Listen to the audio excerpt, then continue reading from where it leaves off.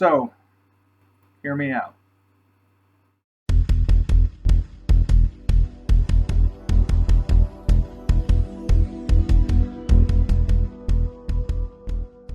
So, I assume that everybody out there watching has a favorite show or a favorite band or a favorite comic, superhero. Well, that favorite show or the band or the comic or whatever it is that you love, that you buy merch for, that you wait with anticipation for their next album, for their next issue, for the next episode.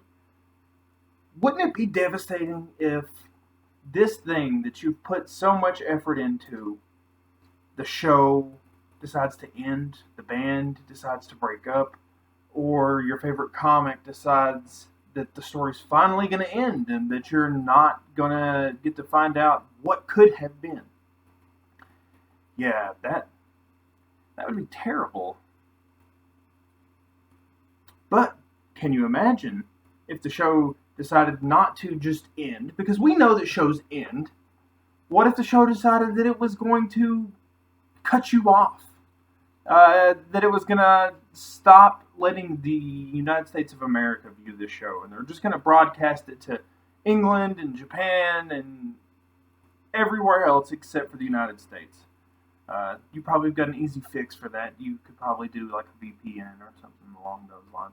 But that's not the point. That's not the point. What if your favorite superhero, all of a sudden they're like, well, we don't want the U.S. to find out what's going to happen to the Superman or Batman. We're just going to cut them off, and the only people that are allowed to see it are in one specific place. And if you want to see it, you have to go to that specific place. Well, my friends, that brings us to the purpose of this video. You see, this is exactly what the company of Bethesda has done. I know I'm a little late on this video, but I've been waiting to see how everything unfolds because I don't really care about Xbox taking Bethesda. That wasn't something that bothered me at all. The reason I say it didn't bother me at all is because Xbox was one of the first people to actually take in Bethesda, to make Bethesda what it is. It gave it a platform for it to work on, and then eventually Bethesda ended up coming to all platforms. And so that's not something that I really cared about. The purchase of Bethesda, which everybody's already heard, it happened in 2020. But as I was talking about before with your favorite comic or superhero or show only being able to come to one country, it's kind of the same. There's one thing that everybody can agree on that's actually played Bethesda games. Whether it be Fallout, whether it be Skyrim, each one of these Bethesda games is going to do something to you that other games might not. It's going to take you to another place. It's going to completely immerse you into a world that is not the world of your own. This may be just personal opinion, but for me, Bethesda games have always been my go-to whenever I wanted to get away from everyday life. Those games always would get my mind off of any problem that I was beginning to have. Playing one of their games is not only a detailed story full of things to do. It's 2 to 3 hours where you can pretend that your problems and the problems in the outside world that you have to deal with every day aren't there. It's storylines upon storylines. It's building an entire world around a game that you enjoy playing. And one of these brilliant minds behind Bethesda Game Studios goes by the name of Todd Howard. Now, he currently serves as director and executive producer at Bethesda Game Studios, where he has led the development of Fallout and the Elder Scrolls series. Game by game, Fallout 76 included, Elder Scrolls Online included. So, with the purchase of Bethesda by Xbox, it has put us in a very precarious situation because I personally do not play Xbox. I have owned an Xbox in the past, so I'm not completely biased. I had a 360. I loved it. Fable, fantastic. But what is happening now is very similar to the story that I told you above about your favorite band or your favorite video game or your favorite comic book character. Xbox is taking that away. See, it's one thing for you to have a video game that you had as an exclusive the entire time. But it's another thing to gain a fan base across multiple platforms like Bethesda has, and then when they get purchased, the executive decision, which they had no control over, we'll remember that, but the executive decision by Xbox is to completely make it exclusive. Yeah, you can have the stuff that's coming out right now.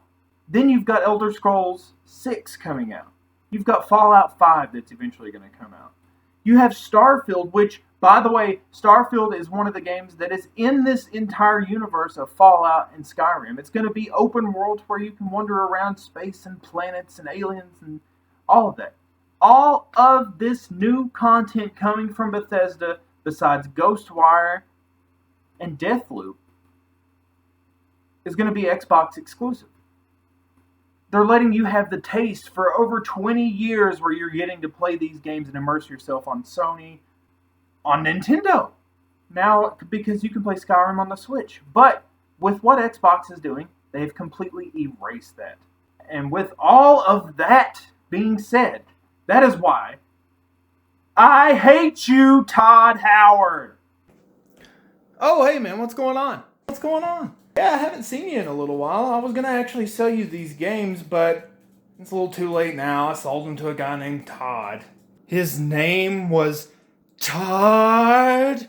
Damn you, Todd. Dinkelberg. I hate you, but I love you. You see how that goes? There's a lot of hate here. There's a lot of hate here.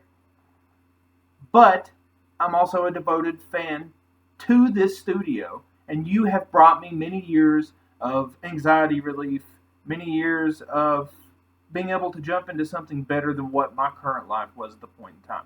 So, without getting sappy on you, I love you, Todd Howard, for bringing me such amazing games. But even though you've brought these amazing games to me, and I've become a loyal fan, as many of the people that might be watching this video have, we've done all these things. We've bought the merch. We've looked into the lore. We've made YouTube videos about it. We were loyal, and then you took it away. We have no chance of playing it unless they want to do a release later in time. Okay, I'm getting a little ahead of myself. So you may need a little bit more details, backstories, instead of me just dropping the bomb of I hate you, Todd Howard, on here. Even though that's what the video's titled, and that's just how I feel. As of March 9th, 2021, Xbox finalized a purchase of Bethesda Studios for $7.5 billion. Now, this was expected because at the beginning of 2020, there were rumors flying around, and this is also whenever we got our first look at the next-gen consoles. So the rumors were flying around all over the internet that Bethesda could end up getting picked up and that they were okay with it, obviously. So this is something that I didn't put much weight into because I just didn't think that they were going to do it. And even if they did, it didn't cross my mind that somebody would strip us of the games that we put so much effort and money into. No doubt, this was a huge move made by Xbox in order to compete with Sony's exclusive game. You may say that Xbox had exclusive games already, but let's be real. The PlayStation exclusives have been award-winning, and that kind of hype has been few and far between for Xbox exclusives. So, in order to not only compete with the next-gen PlayStation 5, Xbox is also wanting to go and acquire some big gaming studios, ones that have put out really well-known titles that everybody has already played and enjoyed.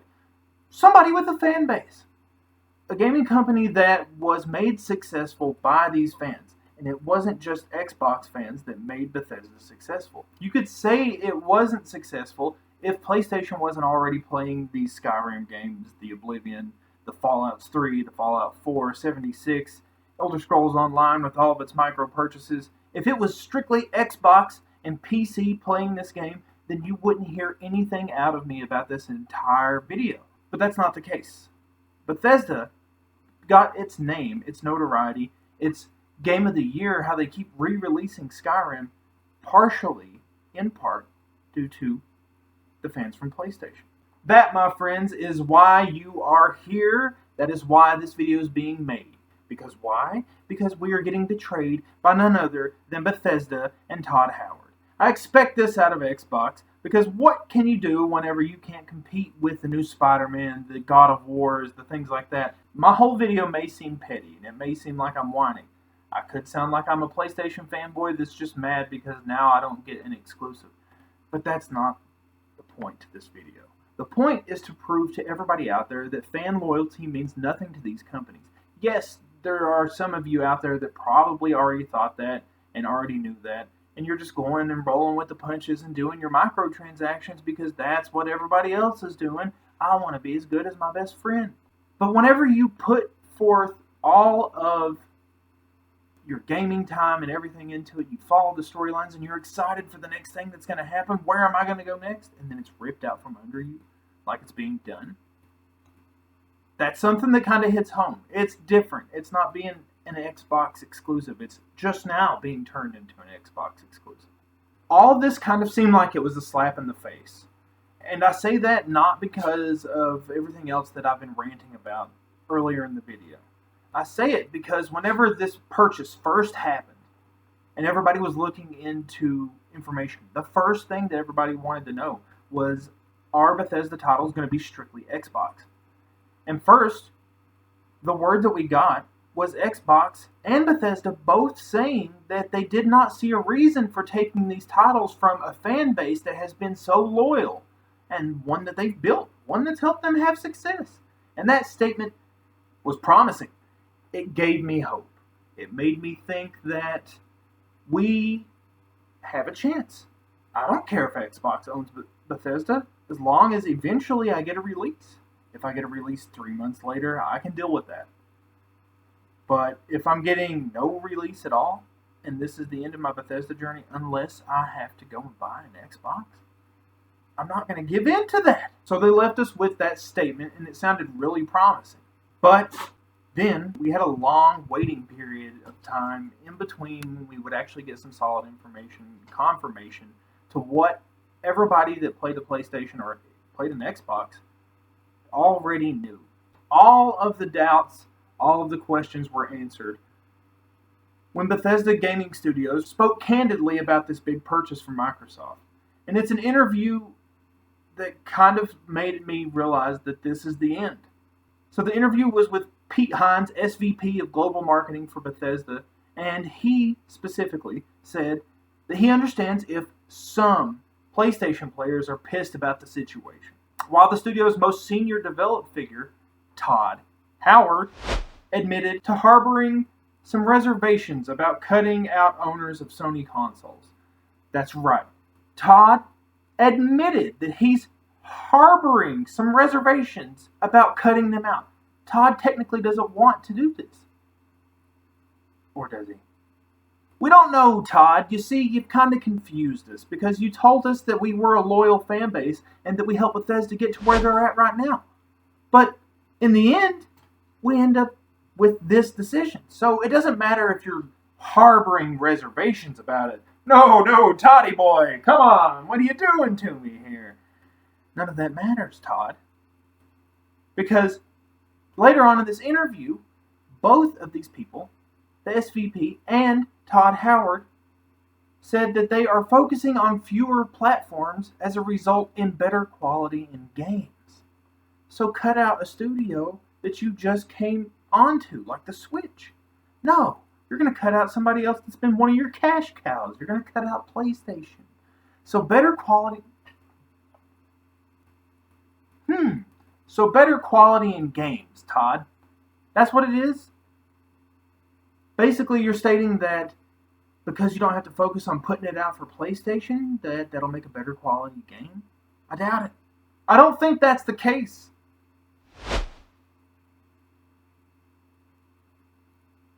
The two in this interview also said that Microsoft's bid to expand the Xbox ecosystem to as many devices as possible was ultimately why Bethesda decided to make this decision. So in case any of you haven't heard, the eventual plan for Xbox is to make it to where there are no consoles and that you're trying to play it on your TV, being able to just download the app or play it on your phone with Xbox's remote play. I'm sure that there are kinks to work out, but we're not here for that kind of video. It's not what any of this is about. But it is one of the reasons that Bethesda decided that they were going to go through with allowing Xbox to purchase them. That $7.5 billion was enough to take the company, and that they didn't care if their fans were going to get hurt. This statement seems kind of like he's telling us, you might as well just get an Xbox. I'm a PlayStation guy. Him saying he probably doesn't even play PlayStation. And what does it matter? You're the game creator. It's not like they're not just going to give you an Xbox. You're not the normal 9-to-5 worker that has to go out and purchase a whole new system just so he can play one of his favorite games, or to try to beef up his computer so that he can get it graphically on his computer and play it. That's the RAM, the graphics card, the things that I don't deal with because I play PlayStation. In an interview with The Telegraph, Todd Howard was asked if he had such strong reservations with PlayStation owners not being able to play Bethesda games anymore, and he had second thoughts basically to not allow this to happen, then why did he choose to side Bethesda with Microsoft? Why is Bethesda now a Microsoft subsidiary? Todd follows up with saying, and we're big believers in all the avenues that Xbox and Microsoft are doing to get games to more people. Whether that's integration with the PC, which is huge for them. Todd continues with, so I think it's about taking a long-term view, and our belief that those things are really fundamentally good. So we see it actually opening up more and more and more so that people's ability to play games, our games, via Game Pass and other things, that their ability to play our games doesn't go down. It goes up dramatically by basically taking it away from us. So I'm rambling here. But the purpose to this entire thing is that a guy that would come on the screen and hype us up for updates, he would be at every E3, the face that we associated with him, Mr.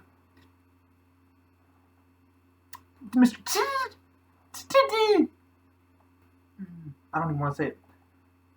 Mr. He Who Shall Not Be Named. This whole video has come down to basically that they don't care. It's not a console war anymore. It's a content war. And you're right, Phil. It is a content war. And I'm sorry that your studios couldn't make a better game, so you had to go out and buy other studios. But did you really have to take mine? To sum this entire thing up, I seem really mad about the entire situation. And I'm more let down. It's one of the situations where you're more let down than you are anything. So no hard feelings to Todd, but you're going to have to stop with the stupid decision. No, that's not true. I hate you, Todd.